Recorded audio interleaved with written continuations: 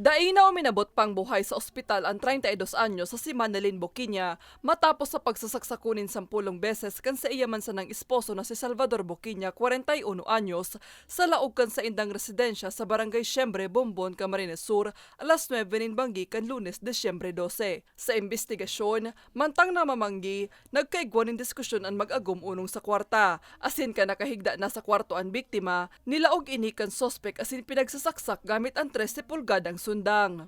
Higot niyo pong pangapudan sa publiko na kung may mga dayman pong napagkakaunawaan, napagkakairiwalan kang pamilya, mga aki. Bukod po, daron po di sa muya, pag-ulayan ta. Sa impormasyon, nagtatrabaho bilang domestic helper ang biktima asin kakauli pa sana kanakaaging bulan nga ni magburo bakasyon. Nag-uwi lang po siya last November 27 para po mag-vacation leave lang po dito sa Pilipinas. Kaya lang, sad to say, yun na po nangyari sa kanya. May dalawa po silang anak, 5 and 3 years old, pares po lalaki. Tulos man na pigsumiter kan sospek ang sayang sa diri sa barangay asin pig turnover sa kapulisan. Mahahampang man sa kasong parricide ang sospek.